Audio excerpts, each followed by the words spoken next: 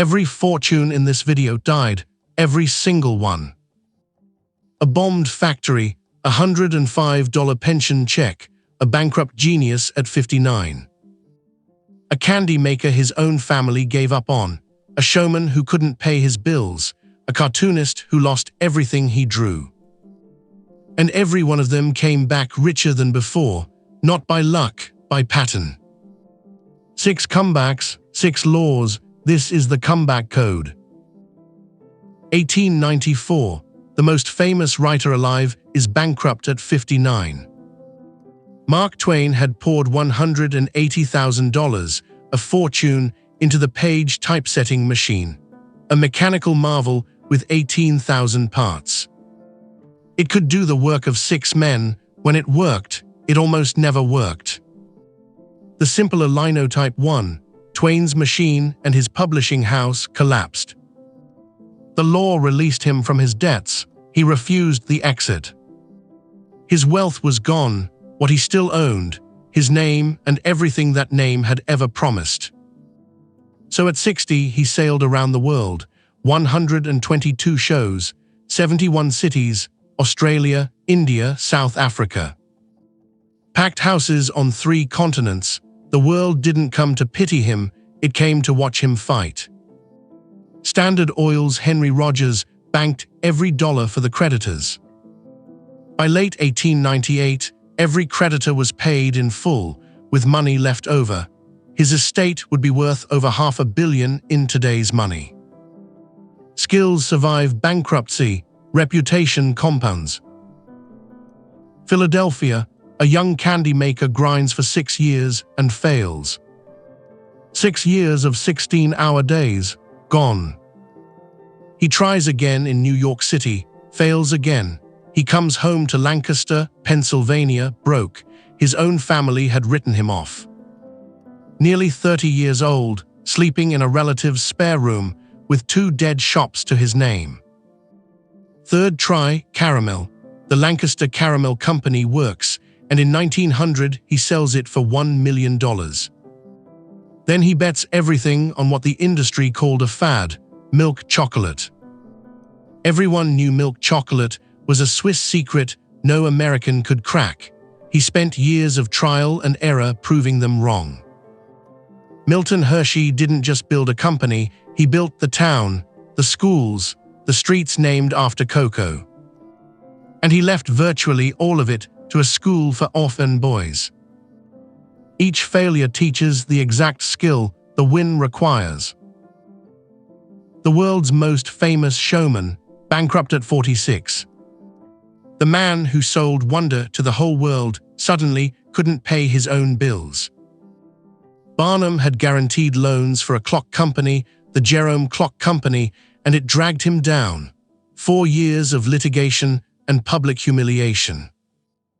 He clawed back with paid lectures, the title, The Art of Money Getting. Think about that, the best-known showman on earth, standing on stages, teaching the one subject he had just failed, and the crowds paid. He was debt-free by 1860. Then, at 60, an age when most men wound down, he started the thing you actually know him for. The circus, the greatest show on earth, was a retiree's side project. It is never too late, the best act can come last. Toyota rejected 47 of his first 50 piston rings. Soichiro Honda didn't argue, he went back to school to learn why his metal failed, then he rebuilt. Then a B-29 raid burned his factory to the ground, 1944.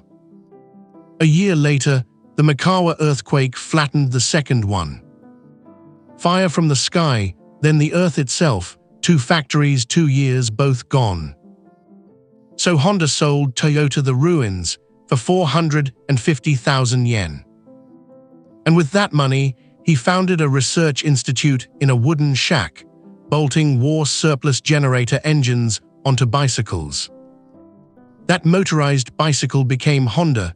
First it outbuilt the world in motorcycles, then it came for cars. Today, the best-selling motor vehicle company on earth. Liquidate the rubble, keep the knowledge. At 65, a brand new interstate bypassed his Kentucky restaurant and killed it. 25 years in one spot, and the traffic simply left. His Social Security check, $105 a month. No restaurant, no savings, a pressure cooker, a spice blend, and a car. So Harland Sanders drove state to state, cooking his chicken for restaurant owners, franchising one handshake at a time. First deal, Pete Harmon in Utah, a nickel per chicken. By 1960, 400 outlets. In 64, he sold the U.S. business for $2 million. He was well past 70 when the money finally matched the recipe. You have eaten his comeback. A recipe is a system. Systems can be licensed infinitely. Kansas City, 1923. A 21-year-old animator's studio goes bankrupt. He reportedly lived on beans in the office. He sold his camera for a one-way train ticket west, carrying a suitcase and an unfinished reel of film. He rebuilt in Hollywood, and by 26, Walt Disney had a hit character, Oswald the Lucky Rabbit. Then his distributor showed him the fine print. The character belonged to the studio, Universal, not to Walt. And half his own team had already signed with the distributor behind his back. One contract clause, his character, his team, and his income, gone.